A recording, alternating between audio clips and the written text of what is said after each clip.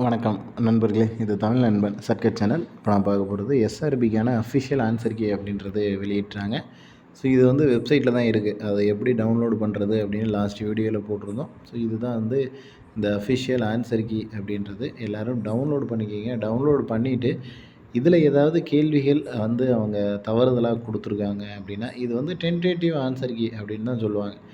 உத்தேசமான விடைகள் தானே தவிர இதுதான் வந்து ஃபைனல் அப்படின்னு சொல்ல முடியாது. ஸோ அதனால் இதில் ஏதாவது கேள்விகள் உங்களுக்கு தவறாக இருக்குது அப்படின்ற மாதிரி தோணுச்சு, அவங்க கொடுத்துருக்குற ஆப்ஷன்ஸில் தவறு இருக்குது, அவங்க கொடுத்த ஆன்சர் வந்து தவறுதலாக இருக்குது அப்படின்னா நம்ம அப்ஜெக்ஷன் அப்படின்றது தெரிவிக்கலாம். ஸோ அப்ஜெக்ஷன் தெரிவிக்கிறதுக்கான வழிகாட்டு நெறிமுறைகள், அதற்கான என்னென்ன ஃபாலோ பண்ணணும் அப்படின்ற எல்லா விஷயமுமே வெப்சைட்லேயே எல்லாமே கொடுத்துருக்காங்க. ஸோ நம்ம எங்கேயுமே போய் புதுசாலாம் ஒன்றும் பெருசாக கற்றுக்க வேணாம். ஸோ எல்லாமே வெப்சைட்டில் தான் இருக்குது. ஸோ இந்த மாதிரி இந்த ரெட் கலரில் கொடுத்துருக்காங்கல்ல, இதுக்கு வந்து நீங்கள் எந்த ஆப்ஷன்ஸ் போட்டாலுமே சரியான விடை தான். ஸோ இதெல்லாம் வந்து பார்த்திங்கன்னா ரொம்ப பேசிக்கான சில்லி மிஸ்டேக் தான். 1905 அப்படின்னு வரணும். இது கொஷின்ஸ் பார்க்கும்போதே எல்லாருக்குமே தெரிஞ்சிருக்கும். ஸோ வங்காளத்தை பிரித்தது 1805 கிடையாது, 905. ஸோ இந்த மாதிரி சின்ன சின்ன ரொம்ப பேசிக்கான மிஸ்டேக்ஸ் இது மாதிரியெல்லாம் பண்ணியிருக்காங்க கொஷின்ஸில். ஸோ இந்த மாதிரி இருக்கக்கூடிய கேள்விகளுக்கு எல்லாமே ஆன்சர் கரெக்ட் அப்படின்ற மாதிரி தான் கொடுத்துருக்காங்க. ஸோ நீங்கள் இதை தாண்டியும் ஏதாவது தவறுகள் கண்டுபிடிச்சி நம்ம வந்துட்டு அவங்க கொடுத்த ஆன்சர்ஸ் தப்பாக இருக்குது அப்படின்னா நம்ம வந்து அப்ஜெக்ஷன் தெரிவிக்கலாம். ஸோ அப்ஜெக்ஷன் தெரிவிக்கிறது நம்மளுடைய முழு உரிமை அண்ட் கடமையும் கூட. அப்புறம் இன்னொரு விஷயம், அப்ஜெக்ஷன் தெரிவிக்கிறதுல கேண்டிடேட்ஸ் எல்லாருமே தெரிவிக்கணுமா அப்படின்றது கிடையாது.